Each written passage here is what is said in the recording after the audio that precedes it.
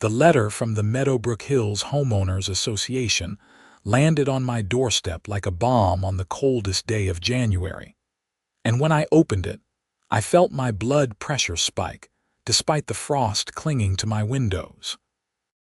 I'm Vincent Ellison, and I've been living in this upscale Pennsylvania suburb outside Philadelphia for 3 years, during which time I'd mostly managed to avoid the wrath of our neighborhood's power-hungry HOA president, Brenda Kensington.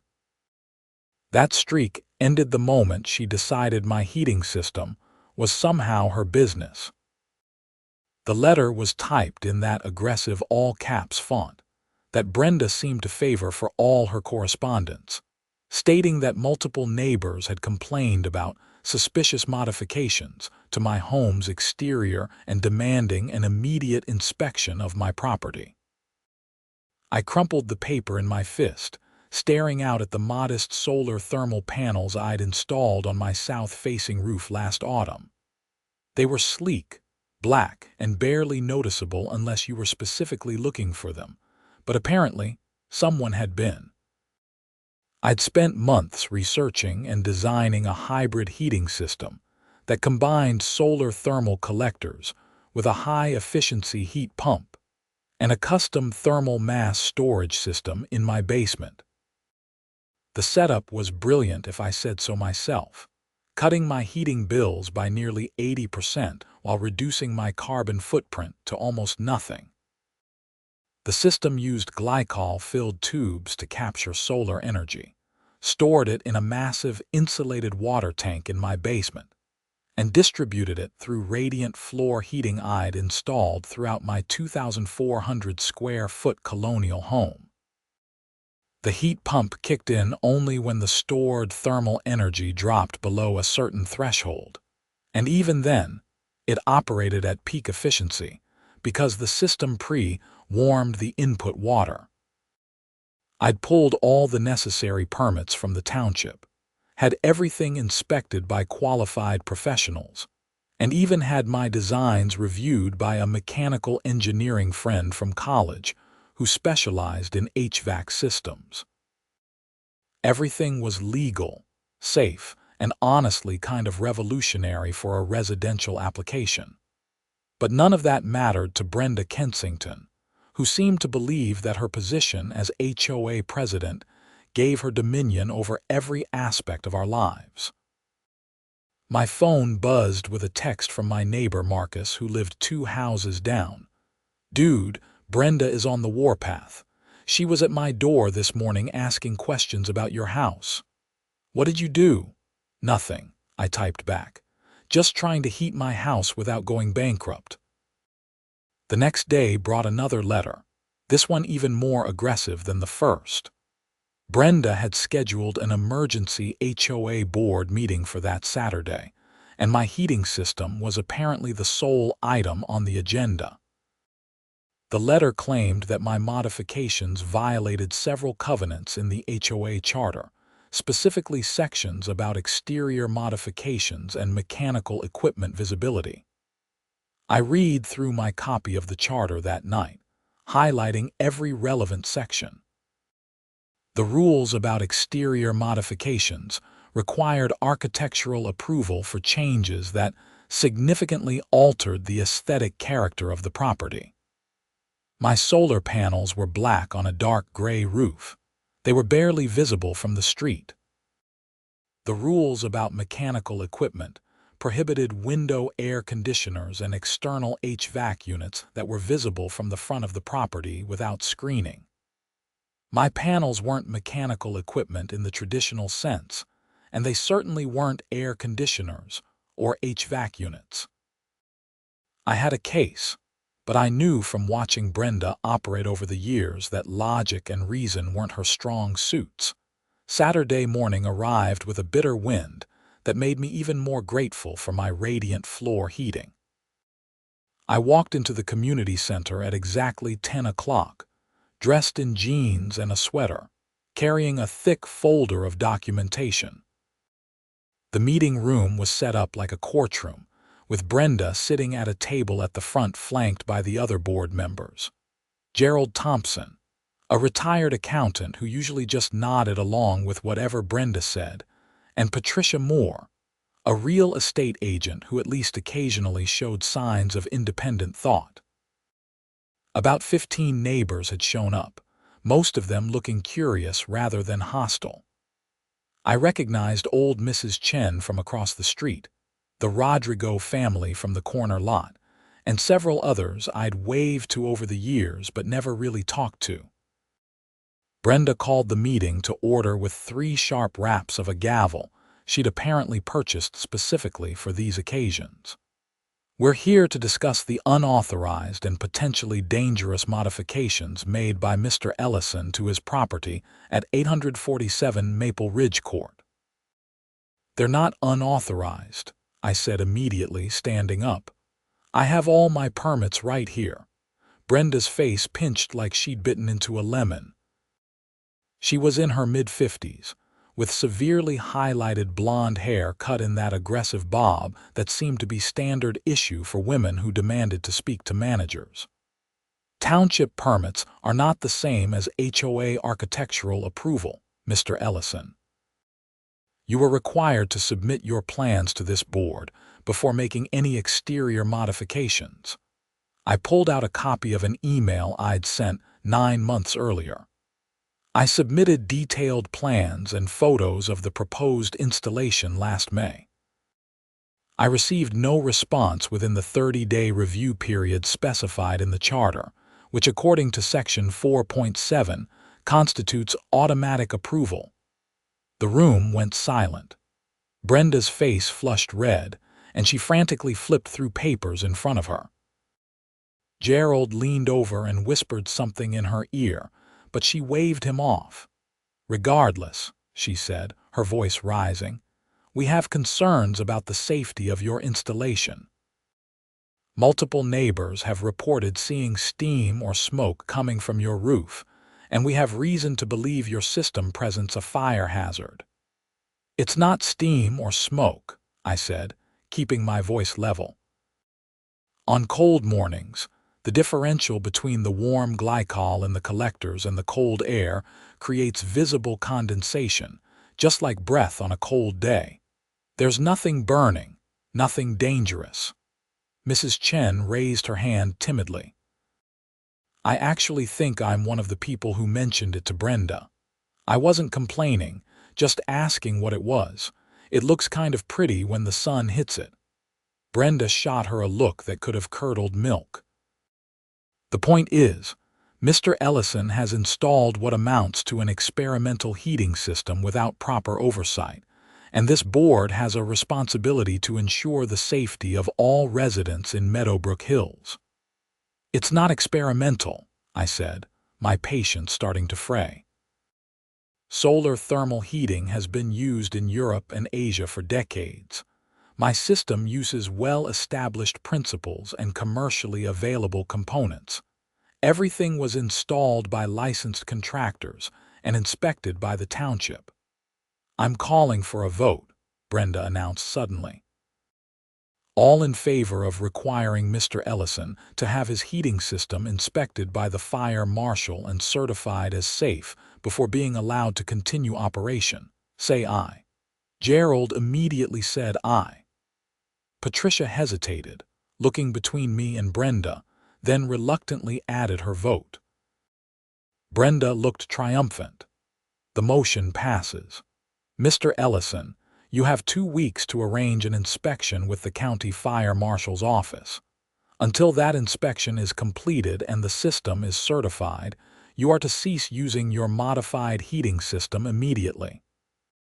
You can't do that, I said, anger finally creeping into my voice. It's January.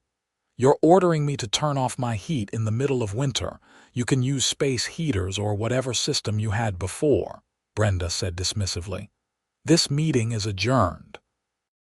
I left the community center furious, my hands shaking as I climbed into my truck. The temperature was hovering around 20 degrees, and the forecast called for a cold snap that would send nighttime temperatures into the single digits.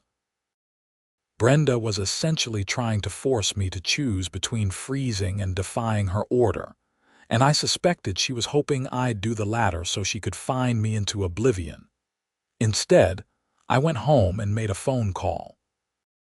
I'd done some work a few years back with the County Emergency Services Department, helping them set up a database system, and I'd stayed friendly with some of the people there. After a few transfers, I got through to Deputy Fire Marshal Thomas Riley, explained the situation, and asked if he could schedule an inspection. "Normally, we're backed up about 3 weeks," Tom said, "but this sounds interesting. Solar thermal with thermal mass storage. I'd actually love to see that.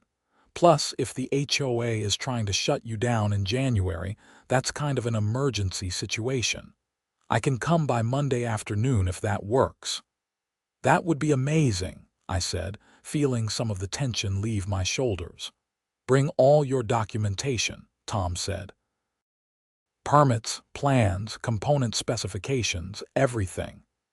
If this is as well designed as you're saying, we shouldn't have any issues." I spent Sunday organizing every piece of paperwork related to my heating system, printing out technical specifications for every component, and creating a detailed walkthrough document that explained how the system worked. I also took photos of every aspect of the installation, from the roof-mounted collectors to the basement mechanical room where the magic really happened. Monday afternoon arrived clear and cold. Tom showed up in an official fire marshal vehicle, a white SUV with county markings, carrying a clipboard and what looked like a thermal imaging camera. He was in his early 40s, with a practical demeanor and the kind of attention to detail you'd expect from someone whose job involved preventing buildings from burning down. "Show me what you've got," he said after shaking my hand. I started on the roof, explaining how the evacuated tube collectors worked. These are vacuum-sealed glass tubes with a copper heat pipe inside. The vacuum provides incredible insulation, so they can capture solar energy even on cold, cloudy days. The copper pipes transfer heat to a glycol solution that circulates through the system. Tom examined the installation carefully, checking the mounting brackets and the fire-rated seals where the pipes penetrated the roof. He used his thermal camera to scan the entire array, nodding as he reviewed the images. "Temperature differential is perfect," he said. "These tubes are hot, but the mounting surface is cool. That's exactly what you want to see. Show me the mechanical room." We went down to the basement, where I'd set up my system in what used to be a storage area. The heart of the setup was a 500-gallon stainless steel tank wrapped in 6 inches of spray foam insulation. Heat exchangers connected it to both the solar collectors and the radiant floor distribution system, with a high-efficiency heat pump standing by as backup. "This is impressive," Tom said, walking around the installation. "You've got proper expansion tanks, pressure relief valves, temperature sensors, automatic shutoffs. This is better than most commercial installations I've seen." "I didn't want to cut corners," I said. "The initial investment was higher, but the system should last 30 years with minimal maintenance." Tom spent the next hour going through every component, testing safety systems, checking for leaks, and reviewing my documentation. He pulled out a clipboard and started filling out forms, asking detailed questions about flow rates, maximum operating temperatures, and emergency shutdown procedures. "Here's my assessment," he said finally, signing the bottom of a form with an official county seal. "This system meets or exceeds all relevant fire and safety codes. The components are properly rated, the installation is professional grade, and you've actually got better safety features than required. I'm certifying this as fully compliant." I felt a wave of relief wash over me. "Thank you." I knew it was safe, but having it official is huge. Tom looked at me seriously. Can I ask you something? What's your heating cost been like with this setup? Last month, in the middle of winter, my electric bill was $43, I said. Before the installation, I was paying anywhere from $250 to $400 a month for heating oil. Tom let out a low whistle. That's incredible. You know, the county has been looking at ways to reduce heating costs for our facilities. We've got a maintenance building that's killing us every winter. Would you be willing to share your designs? Absolutely, I said. I'm happy to help. Let me take this a step further, Tom said, pulling out his phone. My boss has been pushing for energy efficiency initiatives. If we could implement something like this county-wide, the savings would be enormous. And if an HOA is trying to shut this down, that's actually a problem. Energy-efficient heating isn't just good for homeowners. It's a matter of public interest, especially for people who might struggle to pay heating bills. He made a call right there in my basement, explaining the situation to someone named Director Pacheco. I could only hear Tom's side of the conversation, but his enthusiasm was clear. Yeah, it's legitimate. Better than legitimate, it's exemplary.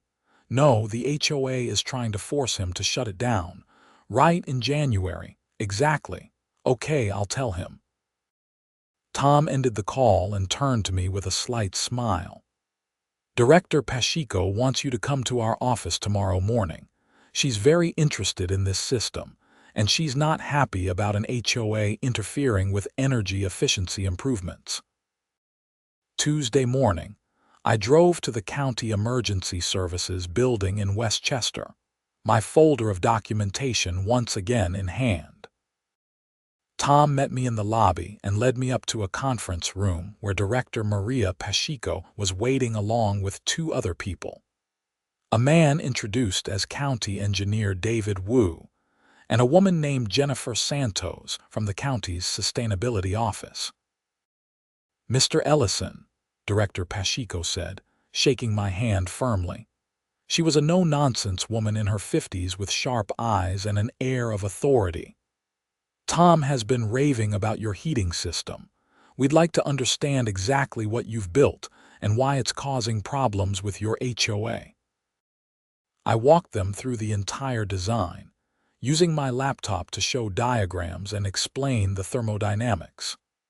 David Wu asked increasingly technical questions, taking notes and occasionally nodding with what looked like professional appreciation. Jennifer Santos was particularly interested in the cost analysis and environmental impact. The total installation cost was about $18,000, I explained. That sounds like a lot, but with the energy savings, the payback period is about 7 years. After that, it's essentially free heating for the life of the system. The carbon reduction is equivalent to taking a car off the road. And the HOA is trying to shut this down. Why? Jennifer asked, incredulous. The president doesn't like that I installed it without her explicit approval, I said. Even though I followed the proper procedures according to their own charter. Director Pacheco tapped her fingers on the table. HOAs don't have the authority to override county building codes or prevent energy efficiency improvements that comply with all applicable laws. Tom, what was your official finding? The system exceeds all safety requirements, Tom said. I've certified it as fully compliant. In fact, I think it should be held up as an example of what residential energy efficiency should look like. Director Pacheco smiled, and it wasn't a friendly expression. Here's what's going to happen. Tom, I want you to write a formal report on this system and submit it to the county commissioners. Recommend that we adopt Mr. Ellison's design as a template for county facilities. David, I want you to work with Mr. Ellison to create a standardized version that could be implemented in other buildings. Jennifer, look into grant programs that could help homeowners implement similar systems. She turned to me. As for your HOA, they've just made a serious mistake. Pennsylvania law specifically protects homeowners' rights to install solar energy systems. The Solar Rights Act prevents HOAs from prohibiting or unreasonably restricting solar installations. Your system includes solar thermal collectors, which are covered under that law. If your HOA continues to harass you, they're potentially violating state law. I didn't know that, I admitted. Most people don't, Jennifer said. HOAs count on people not knowing their rights. But solar rights laws exist in most states specifically because some HOAs tried to prevent energy-efficient improvements for aesthetic reasons. Director Pacheco handed me her business card. Go back to your HOA with Tom's certification. If they give you any more trouble, contact me directly. The county has an interest in protecting and promoting energy efficiency, and we don't take kindly to HOAs that obstruct those efforts. I left the meeting feeling like I just gained some powerful allies. That afternoon, I drafted a letter to the HOA board, attaching Tom's official certification and a summary of the Pennsylvania Solar Rights Act. I kept the tone professional but firm, making it clear that my system was fully certified, legally protected, and not subject to HOA interference. I hand-delivered copies to Brenda's house, Gerald's house, and Patricia's house that evening. Brenda answered her door with her usual sour expression, but it faltered when she saw the official county seal on the fire marshal's report. "Your heating system has been certified," I said. "As you requested, you'll find everything in order." "We'll see about that," she said, but there was uncertainty in her voice now. 2 days later, I received an email from Patricia Moore asking if I could meet her for coffee. We met at a local Starbucks, and she looked uncomfortable as she stirred sugar into her latte. "I owe you an apology," she said. "I voted with Brenda because I didn't want to make waves. But after reading your documentation and the fire marshal's report, I realize what you've built is actually remarkable. My heating bills have been killing me this winter, and if your system works as well as you say, I'd like to learn more about it." "It works," I assured her, "and I'm happy to share the information." "There's something else you should know," Patricia said, lowering her voice. "Brenda is furious about the fire marshal's report. She's been calling it a conspiracy and saying you must have bribed someone. She's talking about hiring an independent inspector to find problems with your system." "Let her waste her money," I said. "The system is safe and legal. Any legitimate inspector will reach the same conclusion Tom did." But Brenda apparently wasn't ready to give up. The following week, I received a notice that the HOA was imposing a fine of $100 per day for ongoing violations of architectural standards. The notice claimed that my solar panels were visible from the street and therefore violated aesthetic guidelines, regardless of what the fire marshal had said about safety. I called a lawyer friend, Rachel Summers, who specialized in property law. After reviewing the documentation, she laughed. "This is going to cost them a lot of money," Rachel said. "Not only are they violating the Solar Rights Act, but they're imposing fines for violations that don't exist. Your panels are minimally visible. You had implicit approval under their own procedures, and you're protected by state law. If you want, we can sue them and probably win damages." "I don't want to sue them," I said. "I just want them to leave me alone." "Then let me write them a letter," Rachel said. "Sometimes all it takes is a lawyer's letterhead to make people see reason." Rachel's letter went out the next day, laying out in clear legal terms why the HOA's actions were not only wrong but potentially actionable. She cited case law, state statutes, and county regulations, making it abundantly clear that any continued harassment would result in a lawsuit that the HOA would almost certainly lose. For about 2 weeks, things were quiet. Then I got a phone call from David Wu, the county engineer. "Vincent, we've been working on adapting your design for our maintenance facility," he said. "The numbers are even better than we hoped. We're projecting a 65% reduction in heating costs." "Director Pacheco wants to move forward with the installation, and she'd like you to consult on the project. We'd pay you, of course." "I'd be happy to help," I said, excited by the prospect. "There's more," David said. "We're planning a press conference to announce the project. It's going to be framed as a county initiative to improve energy efficiency and reduce costs. You and your system are going to be featured as the inspiration. The county commissioners are very interested in anything that saves taxpayer money." The press conference was scheduled for the following Tuesday at the county courthouse.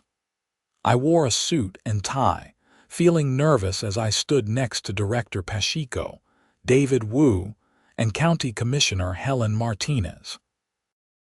A handful of reporters from local news outlets had shown up, along with some people from the community. Commissioner Martinez spoke first, talking about the county's commitment to sustainability and fiscal responsibility. Then Director Pacheco explained the heating system project, giving me generous credit for the design. David showed slides with projected cost savings and environmental benefits.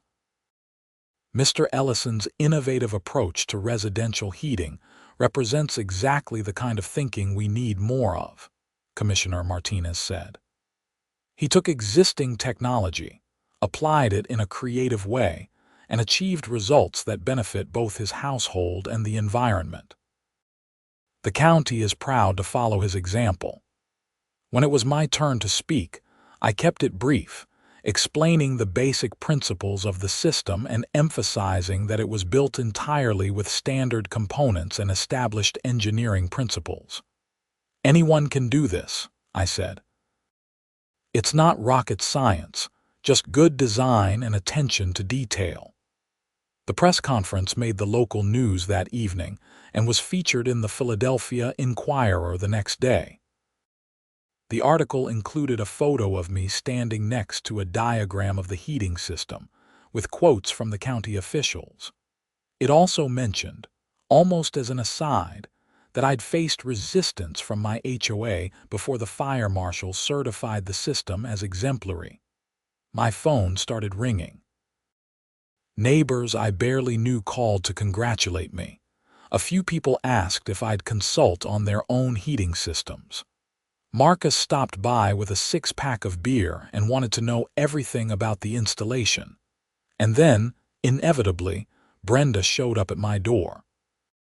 She looked like she'd aged 5 years in the past month.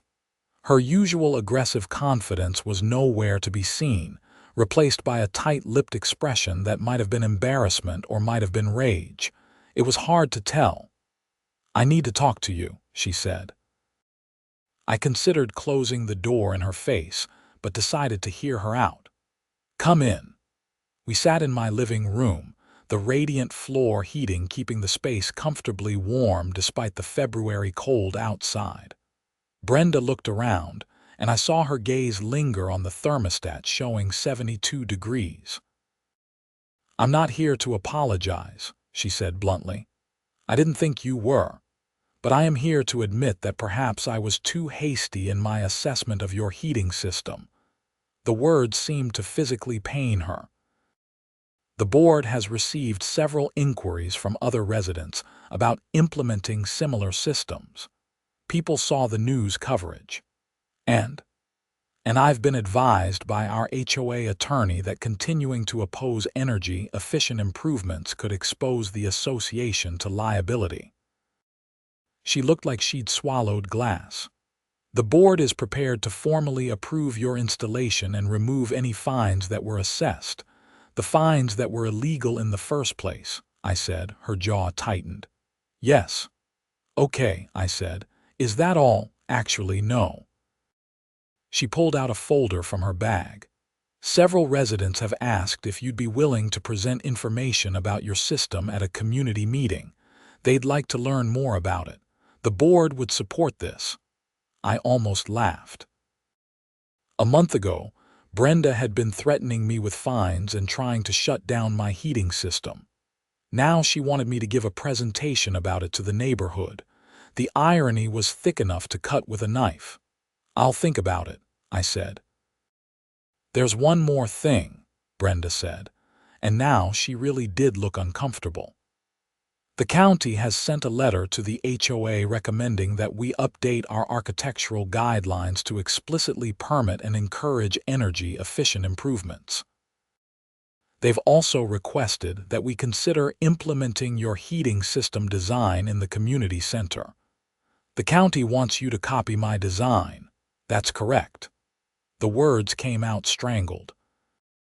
"We've received a formal recommendation from the fire marshal's office and the county engineer suggesting that the community center would benefit from a solar thermal heating system based on your design. They've offered to provide technical assistance." I couldn't help it. I started laughing. Brenda's face flushed red and she stood up abruptly. "I've delivered the message," she said stiffly. "Let me know about the community presentation."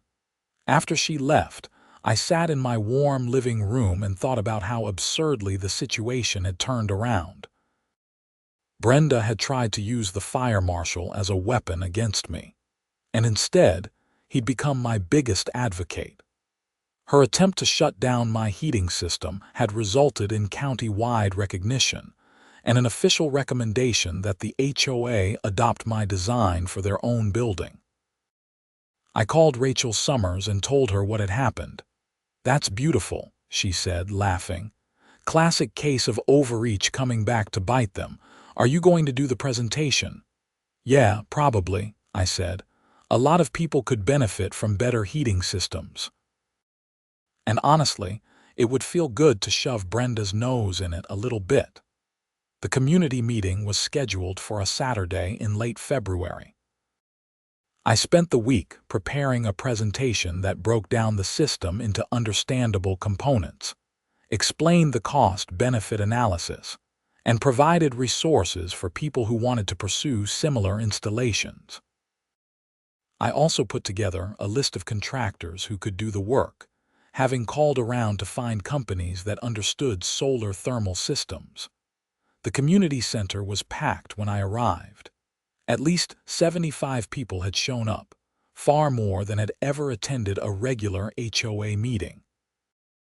I recognized most of the faces from around the neighborhood, but there were also some unfamiliar people who I guessed had come from other nearby communities after seeing the news coverage. Brenda opened the meeting with a brief introduction that sounded like it was being extracted from her with pliers. "Mr. Ellison has graciously agreed to share information about his heating system with the community. Please give him your attention."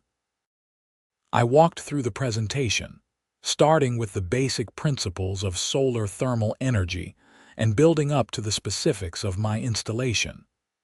People asked good questions about costs, maintenance requirements, and whether the system would work for different types of houses. I was honest about the limitations. It worked best for houses with good southern exposure, required adequate basement space for the thermal storage tank, and needed proper insulation to be most effective. "The upfront cost is significant," I said. "But the payback period is reasonable, and the long-term savings are substantial. More importantly, once you've paid off the installation, you're essentially heating your house for free. That's security, especially as energy costs keep rising." An older man in the back raised his hand. "I'm on a fixed income. My heating bills are eating up a huge chunk of my budget. Is there any way to finance something like this?" "There are some programs," I said. "Jennifer Santos from the county sustainability office is here tonight, and she can talk about grants and financing options that might be available." Jennifer stood up and spent a few minutes explaining state and federal programs that helped fund energy efficiency improvements. Several people took notes, and I saw genuine hope on some faces. After the formal presentation, people crowded around asking detailed questions. Patricia Moore wanted to know if my contractor would consult on her house. Marcus asked if we could design a system together for his place, maybe splitting the cost of components by doing a group purchase. Mrs. Chen wondered if the system would work for her smaller ranch-style home. I spent 2 hours talking to neighbors, swapping phone numbers and email addresses, promising to share detailed information and connect people with resources. It felt good, turning Brenda's attempted sabotage into something that could genuinely help people. As the crowd thinned, David Wu approached me. "That was excellent," he said. "Really clear communication of complex technical information. Would you be interested in doing more consulting work for the county? We've got several other facilities that could benefit from efficiency improvements." "Definitely," I said. "I've been thinking about turning this into more than just a hobby." "You should," David said. "There's a real need for people who understand this stuff and can communicate it effectively. The technical knowledge is one thing, but being able to explain it to regular people is a different skill entirely." Over the next few weeks, things started happening fast. 3 families in the neighborhood contracted with my installer to design heating systems for their homes. I consulted on 2 of them, helping to adapt the design for different house layouts. The county moved forward with the community center installation, and I spent several days working with their contractors to ensure it was done right. Then something unexpected happened. A reporter from a Philadelphia TV station called, wanting to do a follow-up story about the heating revolution in Meadowbrook Hills. She came out with a camera crew, filmed my system in operation, and interviewed several neighbors who were in various stages of implementing their own improvements. The segment aired during the evening news and was picked up by a few other stations. Suddenly, my email was full of inquiries from people all over the region wanting information about solar thermal heating.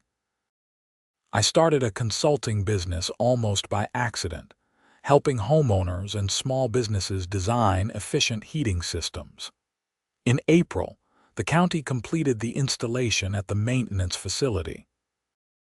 The ribbon-cutting ceremony was a modest affair, but Director Pacheco made sure to credit me publicly once again. "Vincent Ellison proved that innovation doesn't require massive resources or institutional backing," she said.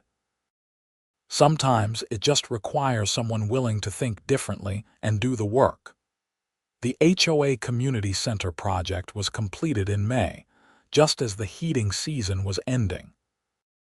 The system wouldn't really prove itself until the next winter, but the contractors assured everyone that it was built to the same standards as my home installation. Brenda managed to avoid being anywhere near me during the installation process, which was fine by me. In June, something interesting arrived in the mail. A notice that Brenda Kensington had resigned as HOA president, effective immediately. The letter was terse, offering no explanation, but Marcus heard through the neighborhood grapevine that she'd gotten a job offer in Arizona and was moving. I suspected the real reason was that her authority in the neighborhood had been thoroughly undermined, and she couldn't stand the loss of power. The new HOA president was Patricia Moore, who immediately set about revising the architectural guidelines to be more reasonable. One of her first actions was to create a streamlined approval process for energy efficiency improvements, explicitly protecting solar installations and other green modifications. Summer passed, then fall. As winter approached again, I watched with satisfaction as the heating systems I'd helped design came online around the neighborhood. The community center system performed beautifully, cutting heating costs by 70% in December. My own system continued to work flawlessly, keeping my house warm while my electric bills stayed minimal. In January, exactly 1 year after Brenda's initial letter demanding I shut down my heating system, Patricia called to tell me that the HOA had received an award from the county for environmental leadership. The award recognized the community's adoption of energy-efficient heating and its role in promoting sustainable practices. "You should come to the ceremony," Patricia said. "This really all started with you." "It started with Brenda trying to shut me down," I corrected. "True," Patricia laughed. "But you turned it into something positive. That takes character." The awards ceremony was held at the county courthouse, the same place where the original press conference had been held a year earlier. Commissioner Martinez presented the award, talking about how Meadowbrook Hills had gone from one innovative installation to a neighborhood-wide embrace of energy efficiency. She specifically mentioned that several other HOAs in the county were now looking at similar initiatives.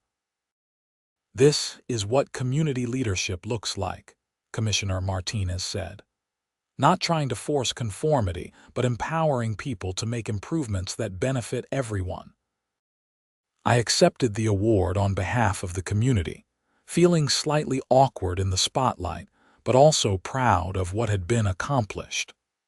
What started as Brenda's vendetta against my heating system had become a genuine movement towards sustainability and energy independence. After the ceremony, Tom Riley found me in the crowd. "I heard Brenda Kensington moved away," he said. "Yeah, last summer." "Best thing that could have happened to your neighborhood," Tom said. "I've been doing this job for 15 years and I've seen a lot of HOAs. The good ones facilitate improvements and help maintain property values. The bad ones are just petty tyrants on power trips. Your old president was definitely the latter." "She didn't know when to back down," I agreed. "Most people like that don't," Tom said. "But sometimes they push the wrong person, or they push too hard and it backfires. In this case, she tried to use fire safety as a weapon, and instead, she ended up promoting fire safety education and energy efficiency throughout the community. There's poetry in that." As winter deepened, I continued to refine and improve my heating system design. The consulting work had grown into a real business, and I was staying busy helping people throughout the region reduce their heating costs. I'd even started teaching workshops through the county extension office, sharing knowledge about energy efficiency and sustainable heating. One Saturday in February, I was in my driveway loading equipment into my truck for a consultation when a car pulled up. A woman in her 30s got out looking slightly nervous. "Are you Vincent Ellison?" she asked. "That's me." "I'm Karen Phillips," she said, and I had to suppress a smile at the name. "I'm the new president of the Willow Creek HOA about 10 miles from here. I heard about what happened with your HOA last year, and I wanted to talk to you about helping our community avoid making the same mistakes." "What kind of mistakes?" I asked. "We have a resident who installed solar panels on his roof," Karen said. "Some board members want to make him take them down because they're visible from the street. But after hearing about your situation, I've been researching Pennsylvania solar rights laws, and I'm pretty sure we don't have the authority to do that." "You don't," I confirmed. "That's what I thought. But I need help convincing the rest of the board. Would you be willing to come speak at our next meeting? Maybe show us what you've done here. I think if people understood the benefits, they'd be more supportive." "I can do that," I said. "But you should also invite Tom Riley from the fire marshal's office. He's great at explaining the safety aspects, and he's become a real advocate for energy efficiency." "That would be perfect," Karen said, looking relieved. "Thank you. I really don't want our HOA to become one of those nightmare stories you hear about." "Then you're already ahead of the game," I said. "Most HOA problems start when leaders forget they're supposed to serve the community, not rule it." Karen's meeting went well. Tom came along and gave his usual excellent presentation about fire safety and energy efficiency. The homeowner with the solar panels showed his electric bills, demonstrating savings of over $200 per month. By the end of the meeting, the board had voted unanimously to update their guidelines to protect solar installations. Word spread, and I started getting invited to speak at other HOA meetings, always with the same message. Energy efficiency helps everyone, and trying to prevent it is not only legally questionable but also economically foolish. Most boards were receptive once they understood the facts. The few that weren't usually came around when their attorneys explained the potential liability. By spring, I'd consulted on heating system installations throughout Chester County and into neighboring counties. My design had been refined through practical experience, becoming more efficient and easier to install. I trained several contractors on the system, creating a network of qualified installers who could handle the work. The county's maintenance facility installation had proven even more successful than projected, reducing heating costs by 73% in its first winter. Director Pacheco had commissioned studies of 2 more county buildings for similar installations, and David Wu told me that other municipalities were reaching out to learn about the project. In May, I received a letter from the Pennsylvania Department of Environmental Protection, inviting me to participate in a statewide energy efficiency conference. They wanted me to present a case study on residential solar thermal heating and discuss how communities could overcome HOA barriers to implementation. The conference was in Harrisburg in June, a large professional gathering with engineers, architects, policymakers, and environmental advocates. My presentation was scheduled for the afternoon of the second day, and I was nervous about speaking to such a technically sophisticated audience. But when I walked through my design process and showed the real-world results, people were engaged and enthusiastic.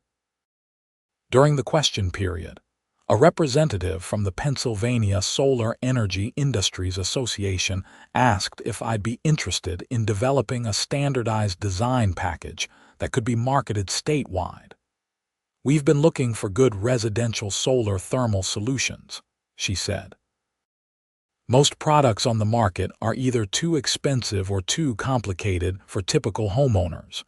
Your approach seems to hit a sweet spot of cost-effectiveness and performance." "I'd definitely be interested in talking about that," I said. After the conference, I signed a consulting agreement with the association to develop a standardized version of my heating system design. It was surreal, sitting in meetings with engineers and business people, discussing how to scale up something I'd originally built just to reduce my own heating bills. Throughout all of this, the Meadowbrook Hills community continued to evolve. 8 families had now installed solar thermal heating systems based on my design.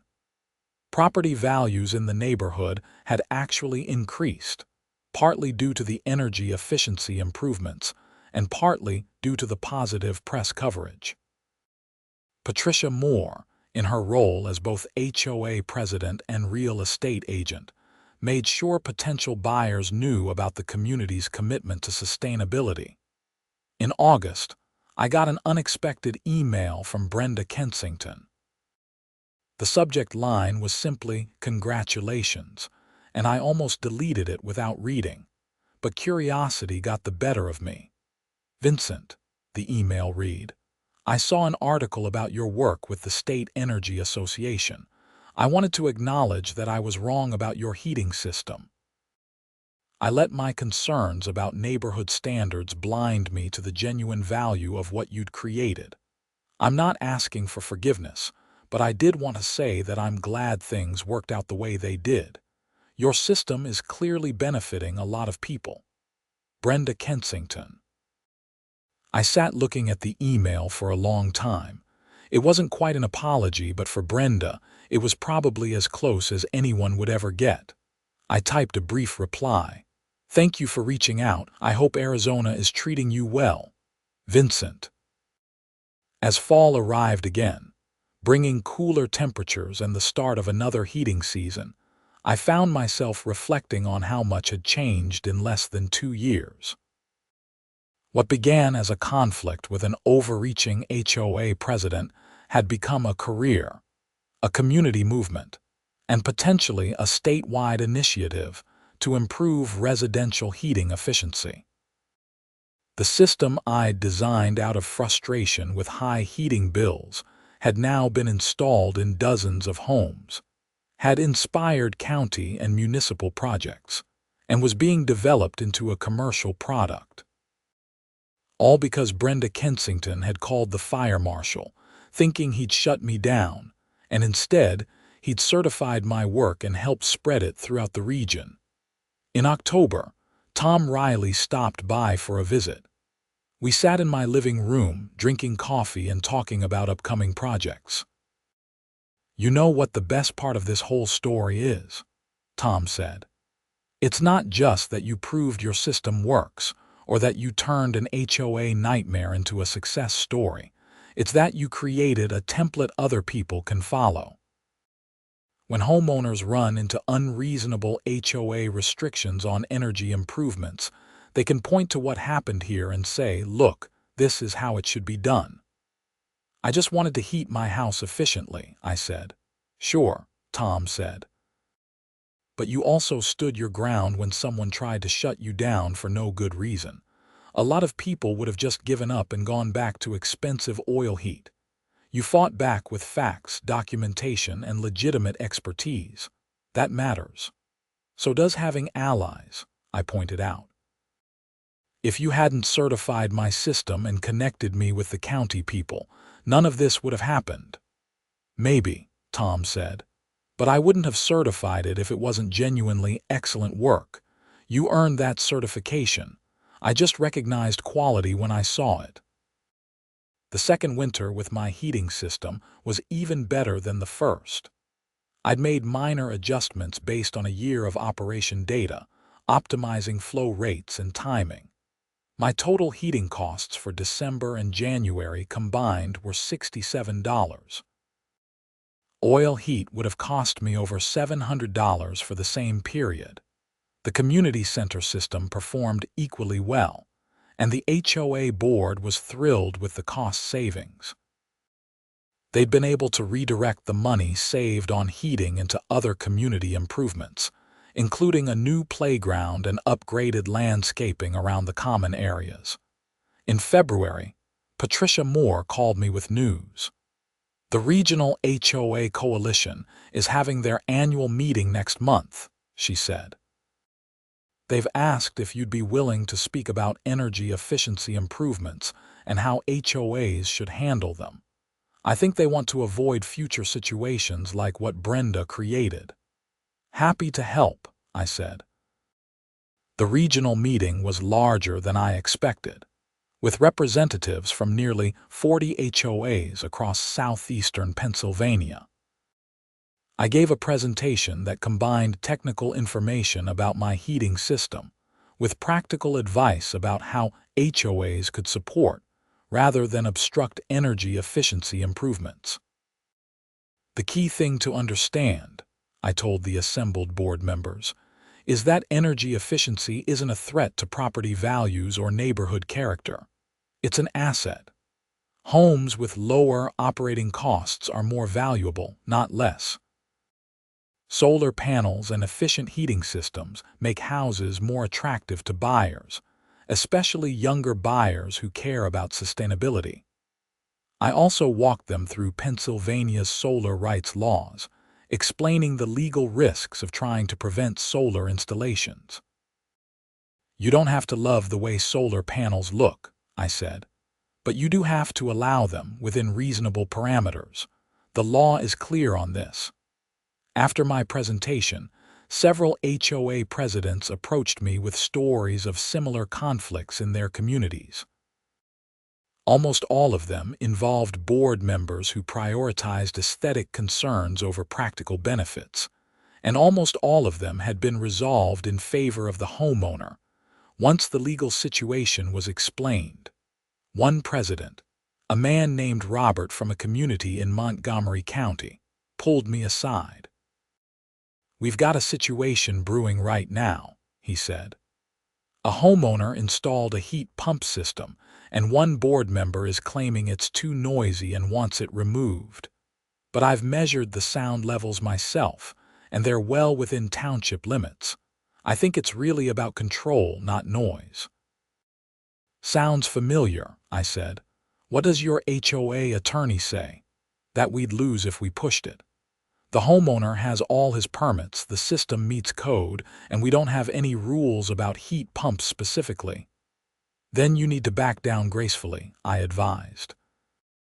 "Acknowledge that the system is legal and compliant, update your rules to provide clear guidelines for future installations, and move on.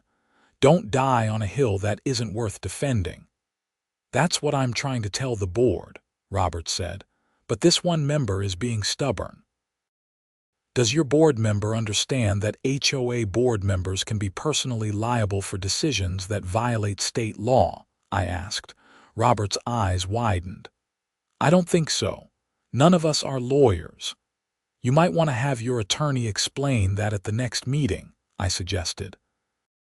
"Sometimes people are more reasonable when they understand there are personal consequences for unreasonable actions." By spring, my consulting business had grown to the point where I needed help. I hired an assistant to handle scheduling and paperwork, and I brought on a junior engineer fresh out of Drexel University who was enthusiastic about sustainable design. Together, we were consulting on projects throughout the region, from individual homes to small commercial buildings. The standardized design package I developed with the Pennsylvania Solar Energy Industries Association launched in April, available through a network of certified installers. The package included detailed plans, component specifications, and installation guidelines, making it easier for contractors to implement solar thermal heating systems without having to design from scratch. Sales were strong right from the start. Apparently, there were a lot of people tired of expensive heating bills and interested in proven alternatives. The fact that the design had been certified by fire marshals and endorsed by county governments gave people confidence that it was legitimate. In May, I got a call from Commissioner Martinez's office. "The commissioner wants to know if you'd be interested in serving on a county task force for energy efficiency," her assistant said. "It would involve quarterly meetings and helping develop policy recommendations." "I'd be honored," I said.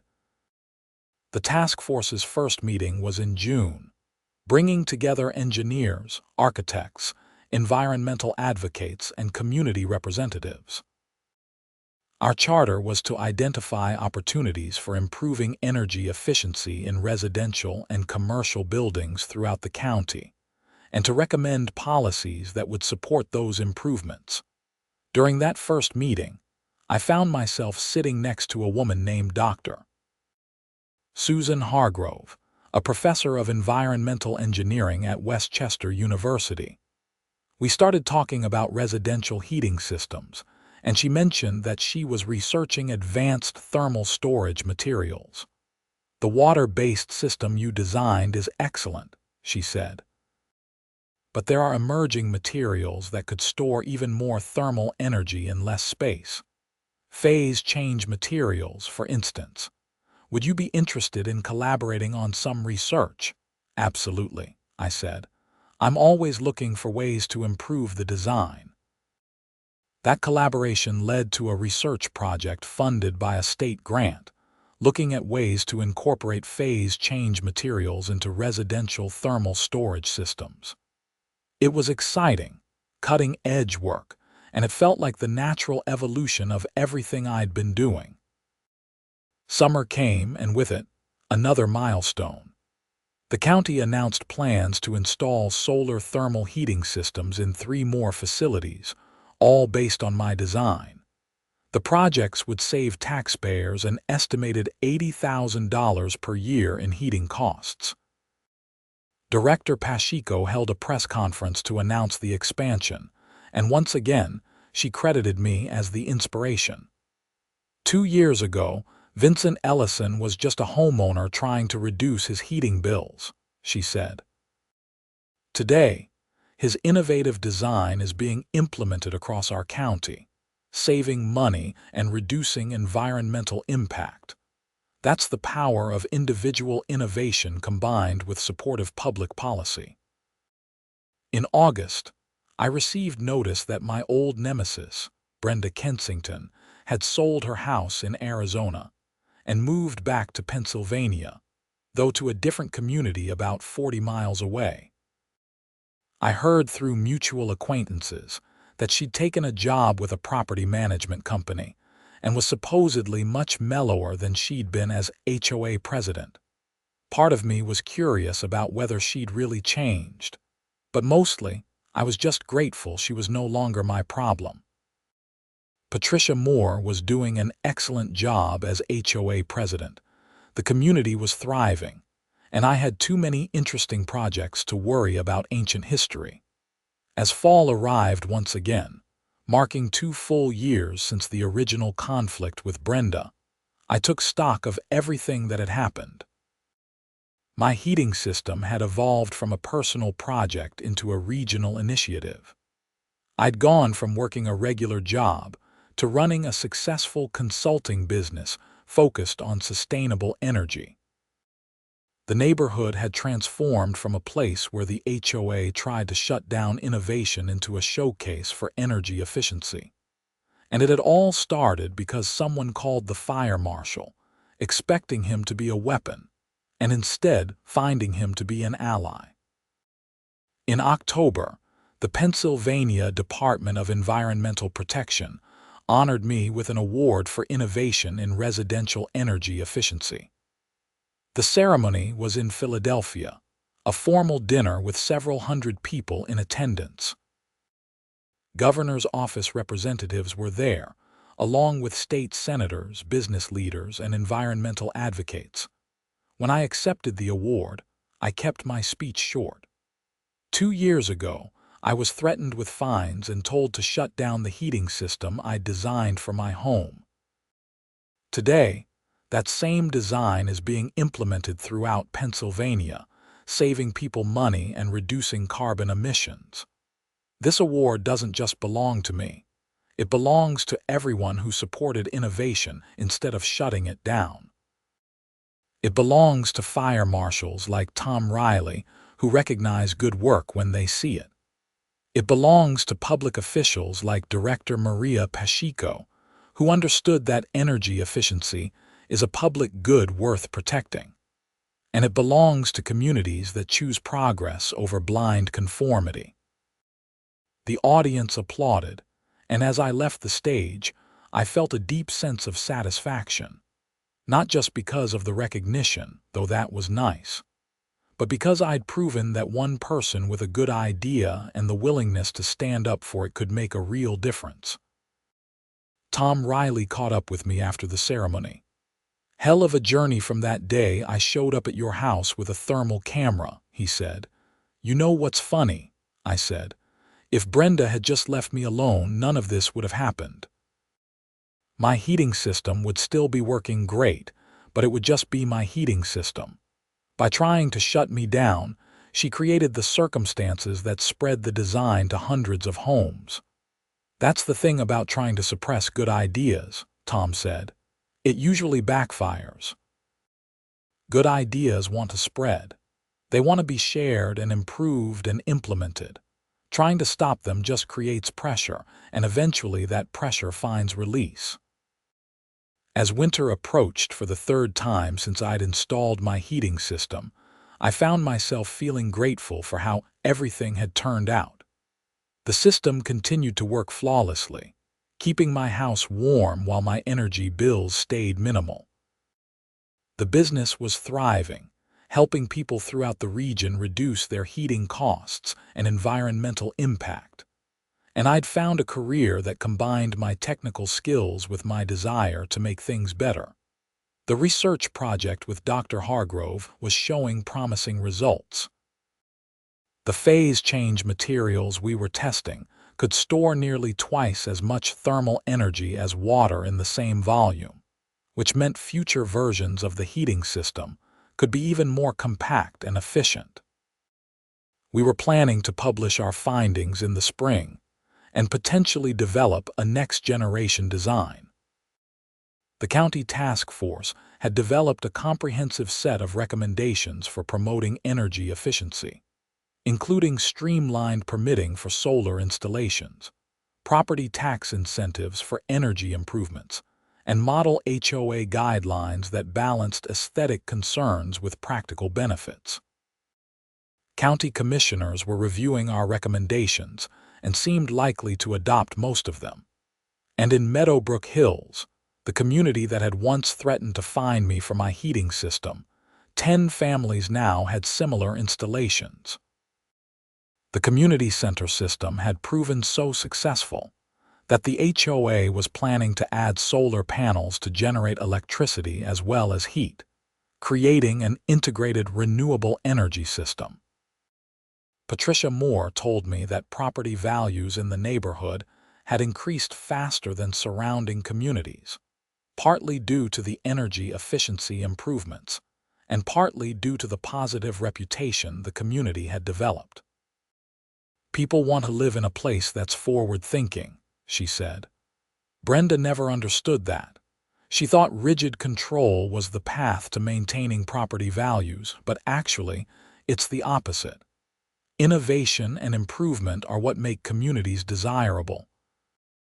In December, as snow began to fall and my radiant floor heating kept my house perfectly comfortable, I received one final surprise.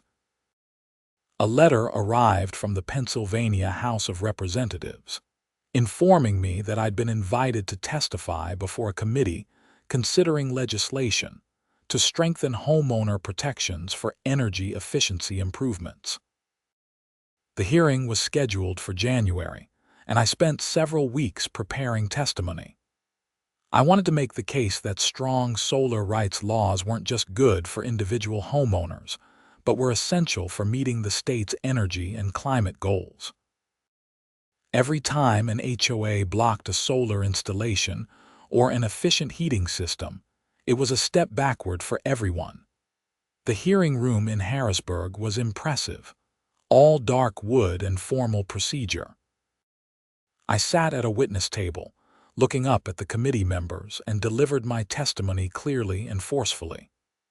2 years ago, my HOA tried to shut down the heating system I'd designed and installed legally in my home, I said. They threatened fines, demanded inspections, and made my life difficult for months. But I had the resources to fight back.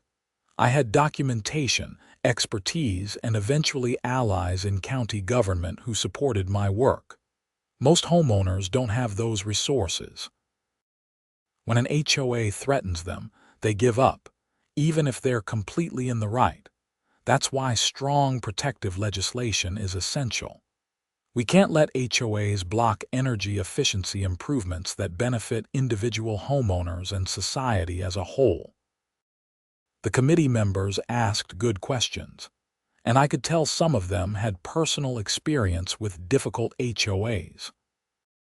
One representative from suburban Pittsburgh told a story about a constituent who'd been fined for installing a clothesline, which the HOA deemed unsightly, even though it was saving energy and money.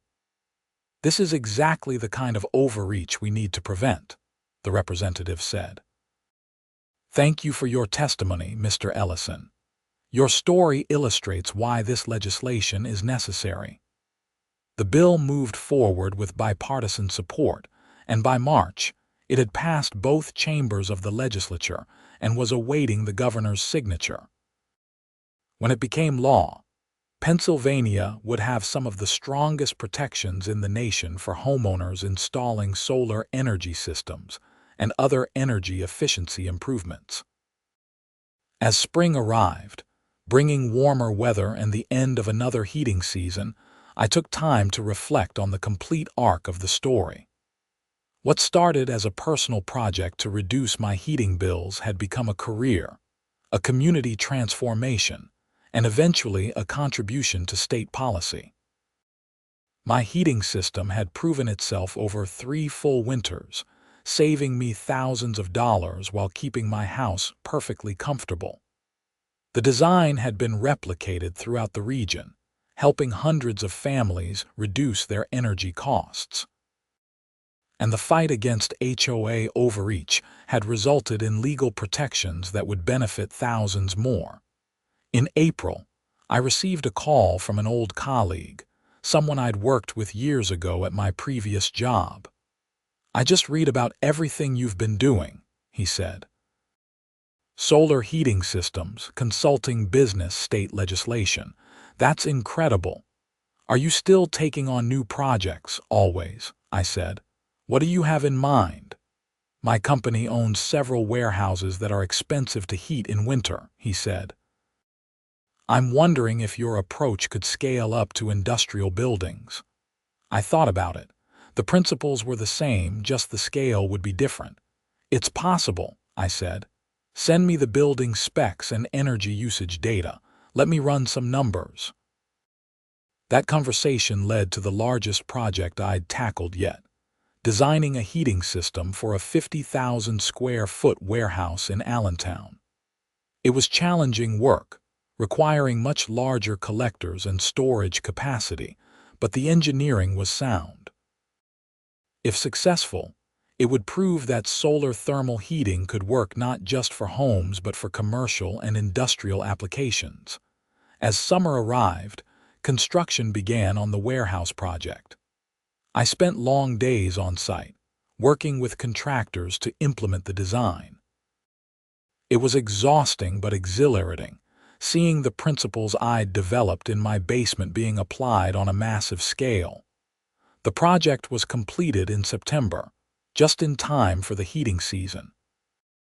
Initial testing showed the system working exactly as designed, and the warehouse owner was thrilled with the projected cost savings.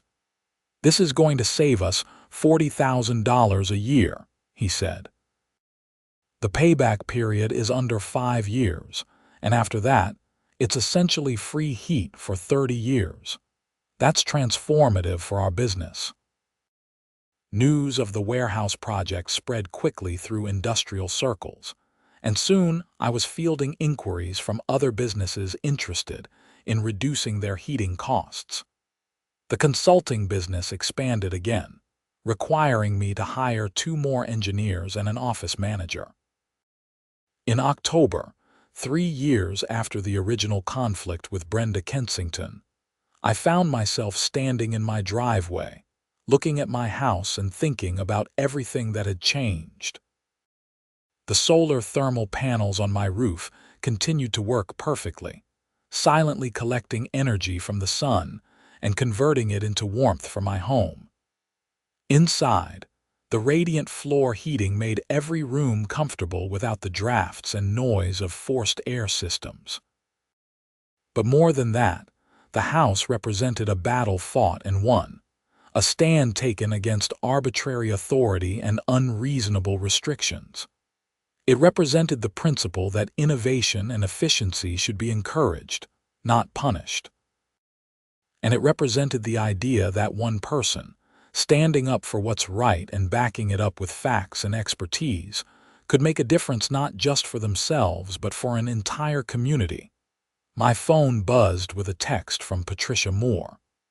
"HOA board meeting tonight. Want to come hear the update on community energy projects?" I smiled and typed back, "Wouldn't miss it." As I walked to the community center that evening, I passed houses with solar panels glinting in the fading light, heating systems humming quietly in basements, families living more comfortably and affordably, because someone had been willing to try something different and fight for the right to do it.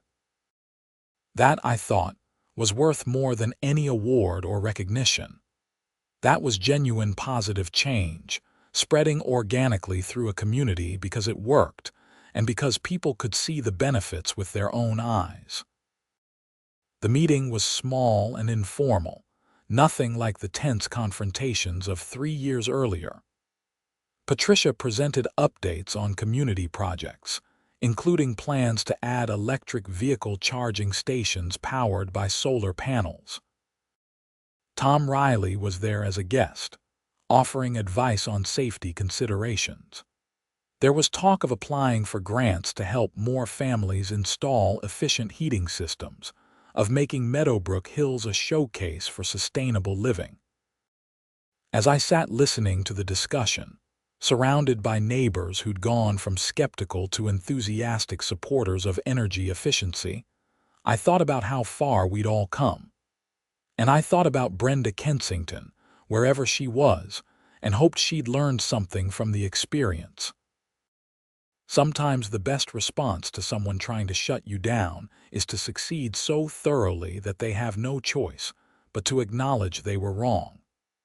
Sometimes the best revenge is proving that your ideas work and watching them spread despite all attempts to stop them. And sometimes the best outcome is when everyone benefits, even the people who opposed you in the beginning. The meeting ended with a unanimous vote to dedicate a plaque at the community center, acknowledging the role of energy efficiency improvements in making Meadowbrook Hills a better place to live. It was a small gesture, but it meant something. It meant the community had chosen progress over fear, innovation over conformity, and practical benefits over arbitrary aesthetic rules. As I walked home under the stars, my house warm and welcoming ahead of me, I felt a deep sense of contentment. The journey from that angry letter from Brenda to this moment of community recognition had been longer and more complicated than I ever could have imagined. But every step had been worth it. Every argument, every presentation, every hour spent designing and refining and improving had led to something genuinely valuable. My heating system worked.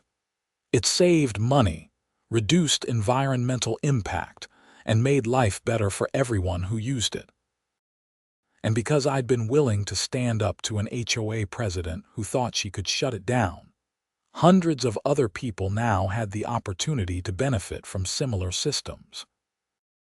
That was the real victory, the one that mattered more than awards or recognition, or even the satisfaction of proving Brenda wrong. The real victory was in all those warm houses, all those reduced energy bills, all those families living more sustainably because someone had shown them it was possible. And it had all started because an HOA president called the fire marshal, expecting him to be her weapon, and instead found him to be my ally. Sometimes, I thought, the universe has a sense of humor. And sometimes, justice comes not from fighting but from simply doing good work and letting the results speak for themselves.